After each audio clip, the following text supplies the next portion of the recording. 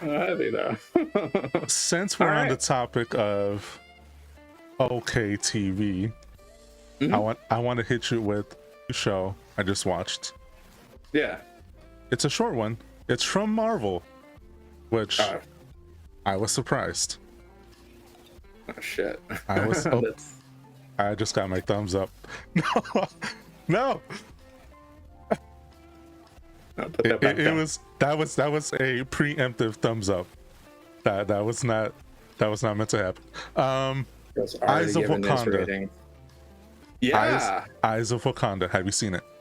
Yeah, I did. It was relatively short, only about 4 episodes, like 30 minutes a pop. It was a quick watch, like within a single day. Yeah. Like honestly, I think you can binge this in half the time it took for Locked. I think it was half Oh, the movie. It's like 20-minute episodes. is it only 20? You're probably right there. In that case, yeah, you actually could. Locked was about an hour 30, so Yeah. roughly, similar length. Yeah. Uh, no, so they're 20-minute episodes, but Yeah. remember this is Marvel and Disney Plus, so there's Uh-huh. 10 minutes of credits. Yeah. So Yeah, there is. Yeah, there is. Thank you for that, Marvel. yeah. Eyes of Wakanda. Take me through your rundown of the show. Okay, all right. Well, I'll make this quick and snappy since that's kind of the show. It's just quick and then it's over. 4 Um, episodes. yeah, 4 episodes. Just the basic premise of the show is that to anybody that's not like really into the Marvel sphere right now, it is about what is essentially the Wakandan Secret Service, otherwise known as the War Dogs, which is like like I said, their Secret Service. Their SEAL Team 6 is the types that they'll send out on Black Ops missions to assassinate the whatever. And really, what the show boils down to is the legacy of that sect of Wakandan agents. And it sort of turns into like a fetch quest throughout it. They send out their agents to go and retrieve like lost or stolen Wakandan artifacts. And like that's the summary of the show. Right, real quick. That's that about sums up the show in its entirety, but there is 4 episodes. Do you want to take us through the episodes of, or the synopsis of each episode? Yeah, you throw me up a little spoiler alert up there, and I'll run that sucker down. Bat. Bat, bat, bat. All right, no rush.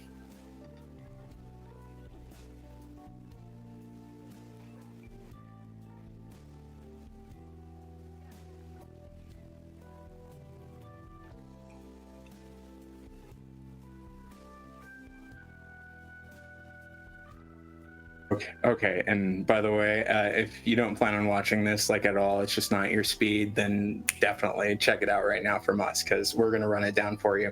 Okay, so the first episode starts off with an agent that has kind of been outcast from Wakandan society, and they, as in the Wakandan government, send her out on what is a fetch quest to retrieve a lost artifact and take down a former Wakandan war dog who has taken a bunch of other Wakandans with him and artifacts and escaped. He's fled the nation and started his own nation that apparently within a small amount of time amasses a great amount of like power and wealth, and Wakanda starts to see them as a threat. So they send out this agent, Nani, or I think what's her name, something close. Noni. Noni. Okay. Yeah. All right. I'm probably not going to say everybody's names because God knows I'll butcher a lot. But yeah, so they sent Noni out, and she ends up meeting this. They call him the Lion. This Wakandan that had fled and stole all this stuff, brought people with him. And he's also he has like his team of diversity, like ancient like soldiers with him. Like he has a Viking on his team, a samurai. The best part of that episode, in my opinion. I thought that was cool. Like going into this, I was like, oh, okay, so this is going to be, there's going to be an overarching, there's going to be an arc. There's going to be an arc to this. These are going to be the villains. She's going to have to go through them, episode by episode, take out the big bad at the end. No. No, not at all. She quickly dismantles this group of like diversified historical killers that work under this lion guy, and she ends up defeating the lion in combat. And bro, at the end of the episode, we're skipping over a lot because these are super fast episodes. They're super fast, guys. Super Yeah, fast. Zoom by. So yeah, we get to the end. She defeats his squad of killers, and she defeats him. And bro sets off a predator bomb, like wrist gauntlet thing, like on his throne, and proceeds to finish his evil monologue before he blows it up, and like gives her a chance to escape out the window. Yo, that was so dumb. Like, why wouldn't you just be like, nah, fuck you? Yeah, no. No, not even. The first episode felt like the end of a movie. It was weird. Yes. Thank you. You took the words right out of my freaking brain, dude. Yeah. It felt like you were watching, like you had watched this big epic movie. You knew all the players right away. You knew who the bad guy was. You knew who the good guy was. Bam, final fight, end of the show, or end of the episode. Sorry. Yeah. It legitimately feels like a season finale. So I was tripping by the end of it. But yeah. So all of that happened. She's only able to recover a single artifact, which is the lion's mask, the Wakandan who dipped in the first place, and she loses the rest, returns home, and is like, "I'm a failure. I didn't complete my mission." And the head director is like, "No, you good. You got it. You killed him. Good job. All right, you got one of them. That's all right. You found your path in life." You found your path. Yeah, I like the way I said it better. I wish they would have said it that way in the show, but yeah, basically. And then that sort of leads into the next episode, because there's a somewhat significant time jump, because in the next episode, we do see Noni. Noni again, but that's not until the end of the episode, so we'll get there. The next episode takes place in ancient Greece, right? Ancient Greece? Yes. Yeah. More specifically, Troy. Troy, right? And you're going to see why that's so significant here in a second, because it shows another Wakandan agent working undercover in Achilles' army. Like Achilles, one of the most renowned, greatest, historical fighters of all time. I don't know why I put air quotes over historical. That's not the part that's questionable, but yeah, I'll get there. So you have a Wakandan agent working undercover in Achilles' army. He's been working with him for 9 years. They've been through so many battles. They're really close, like tight, like questionably tight. They're homies. Achilles. They're homies. Yeah. I feel like it might hint at a little bit more there, but I guess that's up for viewer discretion. Yeah. Yeah. So it's during the Battle of Troy with the Trojan horse. They get into the kingdom. They get almost immediately caught. Somebody rings a bell, and that gives the Wakandan agent a chance to go and steal back the artifact that he's there for in the first place for his country. And during that part, Achilles catches him in the act of like abandoning his team to die. His people he's been with for the past 9 years, abandons them, and Achilles catches him in the act and immediately thinks he's a traitor, a spy, and he's not completely wrong. Bro is technically a spy. Bro abandoned the battle to focus on his super secret side mission aside from his super secret side mission. So shitty bro, to say the least. Not a good friend. Not a bro. Not somebody I'd want to do a podcast with. Hey. Which side are you on? You're on one of these. There you go. All right. Yeah. So it leads into a battle with Achilles and the Wakandan agent, who I'm drawing a blank on his name once again, but we'll keep referring to them as Wakandan agents. Memnon.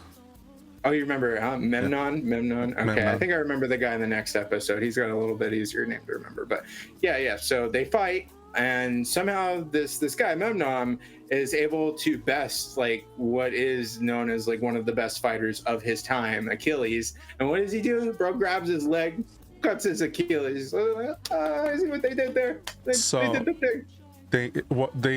So the premise of the show, essentially, it puts Wakandan agents into periods of history, and one of them being Troy, the Battle of Troy. Yeah, it turns out Achilles was taken out by a Wakandan soldier. So we were getting there. Yeah. First his Achilles tendon gets cut by the ancient Memnon. And for me, at least, I was thinking like, oh, okay, this is gonna like kind of be a cool way to explain how he might die later, right? Like, oh, he gets his Achilles cut, then he goes into a battle and he dies because he didn't have the flexibility because of his Achilles whatever movement. But no, it doesn't end that way. Like you said, they freaking kill him. They kill him. So it turns out, yeah, Achilles was killed by Wakanda. That's what the hell? Yeah, no, I kind of hated that part. I liked the whole episode up to that point. Really?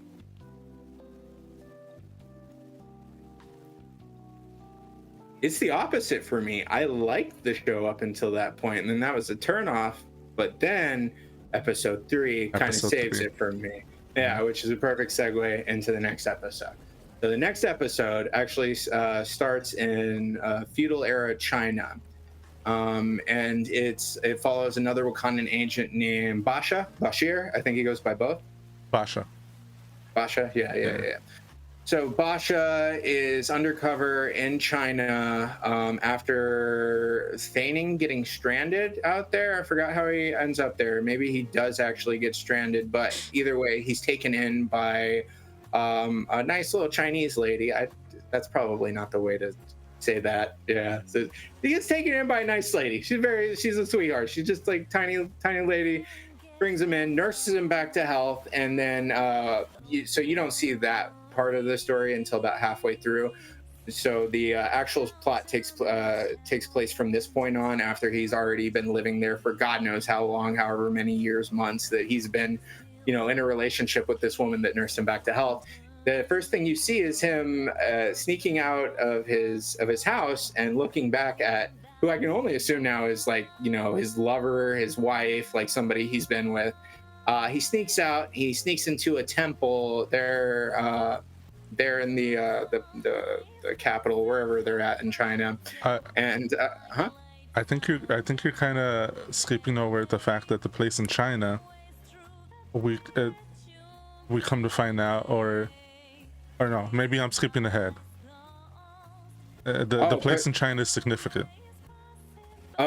It's the Doctor Strange, like, isn't it from Doctor Strange? No, that's a different place. So the place in China specifically is the place from Iron Fist. It's the ancient city of Kunlun. Oh, okay. So I'm not skipping over that because I watched Iron Fist once and erased it from my memory. That show is dog water. It's so bad. I felt like. What do you mean? The Daredevil season 2 exists. That's no, you can't say that. That's okay. I'll allow it. Exactly. So yeah. Anyways, he sneaks into a temple and steals a dragon artifact, which, like, me seeing that, I'm like, what? That doesn't look Wakandan whatsoever. Come to find out, there is a small piece in it that's actually the Wakandan technology. But anyways, he's able to get this dragon out of China. But like on his way there, he goes back to where he was found by that lady in the mountains, and come to find out, bro's got a spaceship just chilling in the snow. So yeah, he flies a spaceship. Like, this is by the way, this is like 1200 BC, I'm pretty sure. Wakanda's got spaceships in 1200 BC. What is this crap? So yeah, he flies back to Wakanda. Everything is a-okay, right? He's completed his mission. He got the artifact. But little did he know, he had a stray on his ship, none other than we see them almost right away in the outfit, the drip. It's Iron Fist. It's like an ancient Iron Fist, running around in the suit, trying to steal back the artifact. Come to find out, it's his wife, the lady that nursed him back to health. Like, she is the Iron Fist, and I thought it was pretty badass. Like, yeah, she definitely kicks ass in this. There is a fight scene Fantastic. between oh my god, like yeah, I think this was my favorite episode just because Yes. of the Iron Fist twist. Yeah, so they fight and she holds her own. She definitely kicks butt. Like they don't waste that character at all. But she's also an an outsider within Wakanda. Like that's immediate grounds for murder. Like, oh, we gotta kill them. You can't ever Yeah. let everybody know this place exists.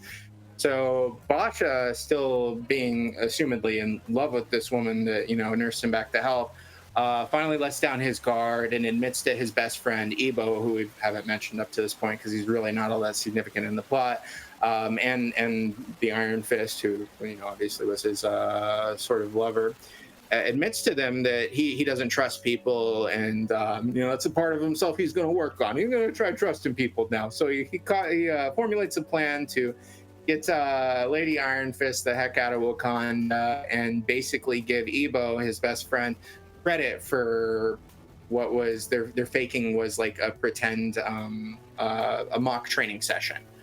Yeah. Yeah.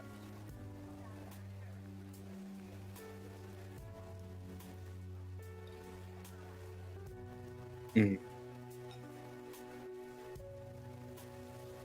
I think they said it once. As soon as you said it, like I was like, oh yeah, hold on, I heard them say that.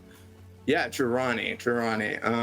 And the whole thing with the artifact that was stolen, they find a compromise because it turns out within the dragon statue that Basha stole from China, saying that it was the Wakandan technology, there is like just a little piece of Wakandan technology in the dragon mouth. And Bro's like, oh, I probably should have just asked for this, He could have done that before he even left, which would have avoided a potentially a armed national conflict. Yeah, so dumb. I mean, everything up to that point I loved, though. Yeah. So that pretty much sums up the third episode, and we can just roll right into the last. The last is called The Last Black Panther, I believe, or The Last Panther, whatever. And that starts with a young prince of Wakanda who's a third born, so not in line for the throne anytime soon, and a washed up war dog, washed up as in retired, is no longer really doing it anymore. And this follows them through Ethiopia. That's what it was. I forget the time period, but also assuming it's another time jump. Each one of these episodes has had like a 20-30 year time jump at least. So, No, I was just going to say, so the battle takes place in 1896 AD. It is the Battle of Ethiopia and Italy. Oh, that explains so much. Yeah, because they have guns in this one. I was like, my brain was off for half of this after seeing, Bro driving a spaceship out of China, 1200 BC. That's one thing that we should mention, though, is the Wakandans seem to have this advanced technology in every single time period that the episode takes in, like vastly superior. Yeah, which almost feels like they're slacking in like the modern MCU, because if it's always been like that, then I don't see much advancement, Like these guys, granted, they did have like cell phones and text messaging during the last episode in 1800s, so that's a trip. But yeah, it's just so weird. Oh, I forgot to mention, but the first episode, they have like holographic sand that like flows down in like a little waterfall, and it just like projects holographic images. Fuck. Yeah. What is this?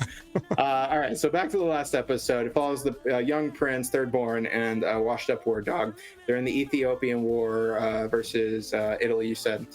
And they are tracking down one of these artifacts, which is the hammer, I believe. The hammer, which is one of the artifacts from the first episode that Noni isn't able to retrieve. And as they are coming up on the war, the kid wants to go in right away. He just wants to run in, grab the artifact, guns blazing. Whereas the more, old, gruffer war dog is like, no, dude, we gotta wait. We gotta, plan this out, right? And as he's explaining all this, the kid's already gone. He's grabbed the artifact and he's come back. So, mission success. They're on their way home now. They're on their way home. Yeah, they're on their way home in this big old. They start driving this thing, this like Land Rover sort of thing that has like giant balls for wheels, and like the balls separate to like have better traversing. I don't know why I thought that was so goofy. It reminded me of the tumbler from The Dark Knight. Is that maybe if it had less balls on it, I probably would have. It had big balls. Yeah, that's so weird. Yeah, Ben's point 10. You got it right. The balls separate. Exactly. Less balls. Less balls. Amen to that. Yes, sir. So while they're driving this big old ball car, they see like a silhouette in front of them, like an invisible silhouette with almost like a shield wall. And so they go to try and dodge her. They end up flipping their little Batman tumbler. And as they're getting out of the whip, they see that this like, what is she like? What is she, 9 feet tall? She's like 7 or 8 feet. She's tall, dude. Like, dang, it was that's kind of woman I need in my life. It was well, we don't know it's a she. We find that out after she's unmasked, but her first impression is she's significantly taller than Kuda. Kuda being the old and hardened, vet. Yeah, the retired war dog. Yeah. She was so much taller, and her appearance. I thought she had a pretty cool appearance. Her appearance was, I think you mentioned that it was more like Predator-like. Yeah. She even has the clicking sound, which I thought was awesome. Yeah, I'm sure that was a reference. I'm sure. Like, it had to be. It was way too close for it not to be. Yeah, no, she's got a badass design, dude. And it's a tall woman. Oh, you got my attention. So yeah, she's trying to rip open this vehicle to get inside and get the artifact. We don't know that right away, but it's made very clear very soon. What? I just want to put this on record. Grim is taking applications for very tall women. Just want you to know. Any Lady Demetress cosplayers out there, hit me up. You find Submit me on your application on social now. media. Continue. I can't now. I got other things on my mind. Anyways, so yeah, we find out pretty fast that it's a woman because she starts fighting both Kuda and the young prince. And while they're fighting, they actually team up on her and they start, kicking her butt. And as they're beating her butt, she's like, "Wait, stop! I'm Wakandan. I'm one of you." Like, what? You could have just said that. What the fuck? What was all that for? You could have just been like, "Hey, I'm Wakandan. Like, can I have this? I need this." But no, she goes through this whole convoluted fight scene with them. It's totally unnecessary. And she reveals herself as a future Wakandan. So we got more time travel. Marvel. More time travel. More time travel. It's never over when you got time travel because you can just go back in time and do it again. Yeah. So that's great. I love that. But yeah, she reveals she's from a future where the world has basically gone to hell. All the Avengers are dead. The last remaining civilization that has a foothold in the world is Wakanda, and they're being taken out swiftly. And it all relies on this artifact that the prince and Kuda found being returned back to where they found it. Like, everything relies on this, or else the world is gonna just fucked. So crazy. So they end up hearing her out. They don't believe her at first, but I think they're more inclined to believe her when she's almost done talking, and there's this little beeping on her wrist, and it's basically telling her that she's going to be forced back her to time the is future. up. Yeah, her time is up. Bada bing. They basically witness her being just zapped back to the future, and I'm sure that was probably enough to convince them, like, oh, okay, maybe we should listen to her. Yeah, but that doesn't happen. Kuda wants to take the artifact back and tell the Wakandan Council and have them decide, but the young prince overrules him and is like, no, we're taking this back, we're doing it. They go back to Ethiopia, and something happens. I think there's an explosion, and Kuda basically gets like a giant pillar on top of him. By the way, while he's wearing these like badass Black Panther gauntlets that have like, super strength and stuff. So dude's got this giant pillar on with these super, badass gauntlets, and he's just like, no, leave me, go, you must go on. Like, just fucking push it off of you, dude. Like, give him the gloves, have him pull it off of you. So that turns out to be absolutely nothing because the kid's like, oh, all right, I'm gonna go. Yeah, see you later. They put the artifact back. Yeah, puts the artifact back. The kid does, yeah. They saved the day by failing. They saved the day. Yeah, they saved the day by failing. He starts to leave, and then he sees his bro Kuda still alive. And it's like, oh, okay, everything's fine. Let me help you walk home, old man. They get home. The kid takes blame for the artifact getting destroyed, is what they tell them.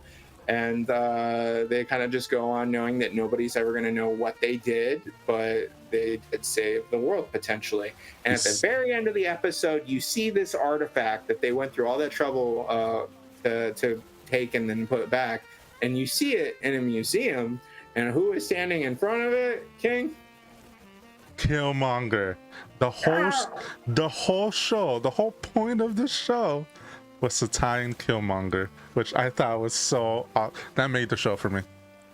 Yeah, I thought that was cool. There's a lot along the way that I was like, God, this makes Wakandans look like terrible. It made them look garbage, so bad. Like isolationists, technology hoarders. It made them look really bad. I didn't like that depiction. It was not a good look for Wakanda. I will say that. Up until the very end, and yeah, you see the Killmonger cameo. That when Killmonger shows up, that reframed the whole show for me, and then I loved it. But before that, I was not a fan of the show. I was like, why are the Wakandans terrible people?